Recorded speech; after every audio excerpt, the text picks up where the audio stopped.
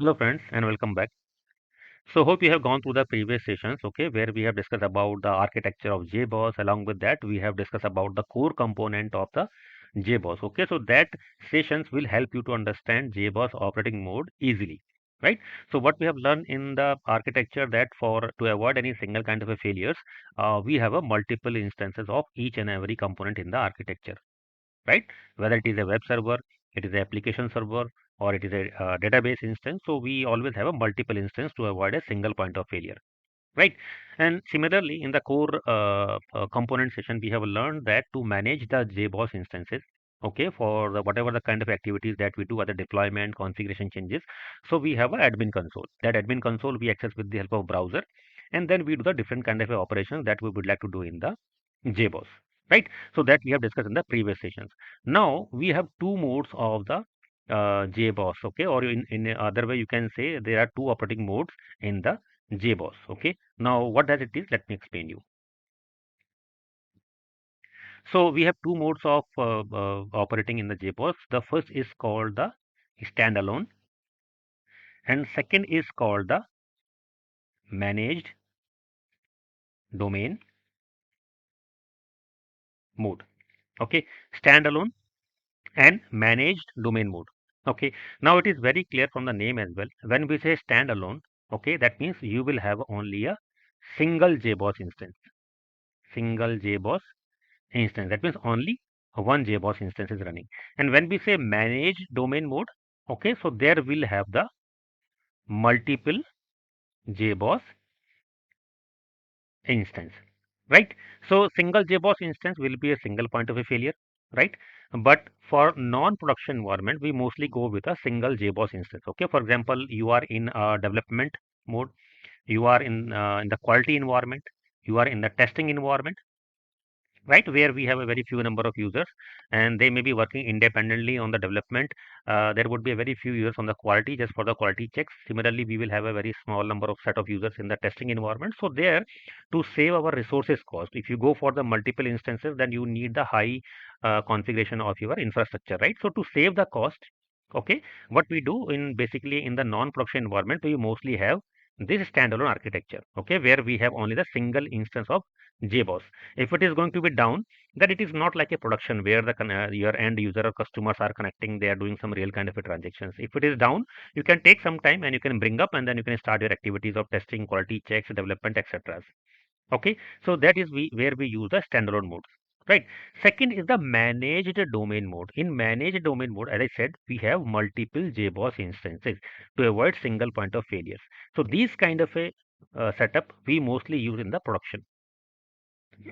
Sorry, in the production, right, where you have to avoid the single point of a failure. If you have only one JBoss instance, if it is crashed, your production will be down. So that means you need the multiple instances in parallel. So if any instance is crashed, the other JBoss instance will be available for processing the request.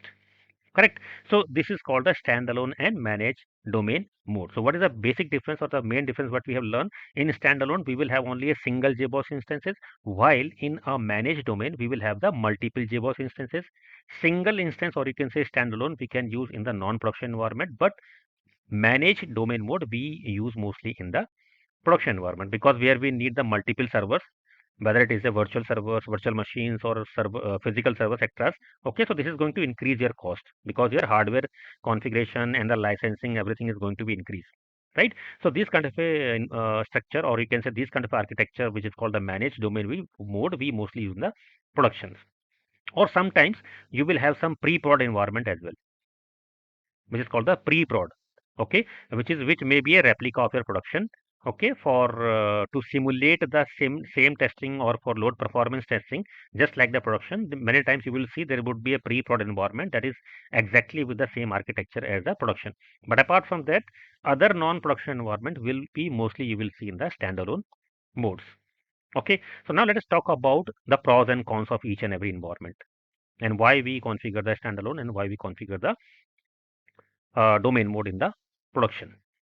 Okay, so now as we have learned the core component as well, we manage the JBoss instances with the help of admin console, right? So suppose that if we have a standalone instance, this is a standalone instance, okay, and so this will have your own admin console. own admin console, which you can access from the browser. Okay, and then you can do the activities like you are deploying the application, you are doing any kind of a configurations. Okay, so this we can do with the help of the admin console. Now suppose that this is your development environment. So same set similar you will have your testing environment. Similarly, you will have your quality environment, or maybe you have some other non-production environment. Each and every environment will have own admin console. Okay, this is a dev console.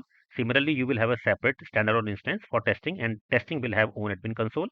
You will have a separate standalone instance of your quality, and it will have own admin console. So each and every environment will have their own admin consoles, right?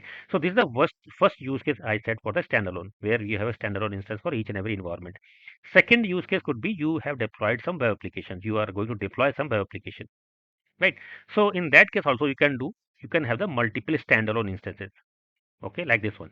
You have configured 6 standalone instances. Okay, these are the standalone. Okay, standalone 1, standalone 2, standalone 3, standalone 4, 5, and 6. These are the independent standalone Jboss instances.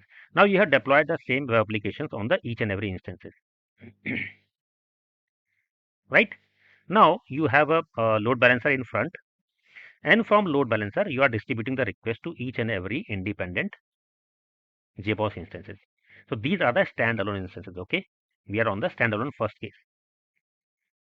Okay, so this is also absolutely fine, where you have the multiple standalone instances, and then you are using the load balancer to divert the request to each and every standalone instances. Okay, but in this case the complexity will going to be increased. What is the complexity? If I tell you do one configuration changes, you need to change some configuration changes. For example, there is a configuration with the value of 20, you need to change it to 100. What you will do, you have to log into each and every standalone instances, then need to do the same changes in each and every instance, and then you need to restart all. Okay, which is a very tedious task, which is a time consuming task, because for a single configuration you have to go to each and every machine where the standalone instance is running. Same set of configuration that you are going to follow on one machine, you have to follow on each and every machine repeatedly. That means you are repeating the same activity again and again manually. Okay, and then you need to restart each and every instance, right, by logging to each and every host separately. This is very tedious and time consuming task, and which is not practically feasible for you or for anyone to manage independently. Here we have only 6. So in production there could be 10, 20, 30, 40. So not feasible to log into each and every machine and do the same configuration again and again, right? And specifically when your application is a very extensive application where a lot of changes are happening on daily basis. Okay, so every time suppose that you are getting only 3 to 4 changes only in a day of a time, and every time you are going to each and every server and doing the same thing again and again, which is not practically feasible, right?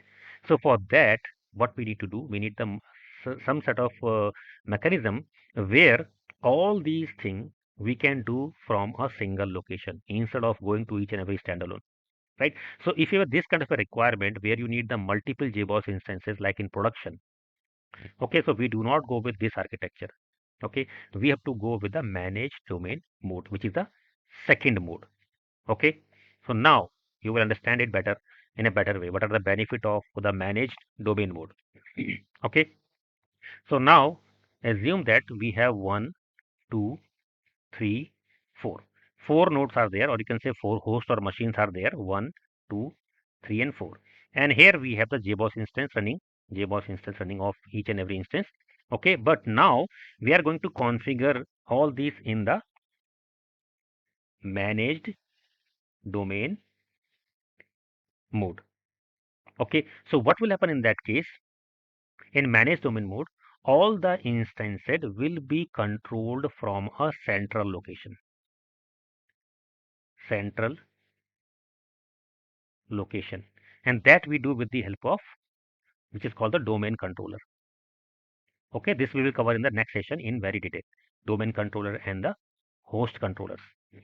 So as of now, what you need to understand, if we have a multiple JBoss instances, then every JBoss instance we can control from a single location.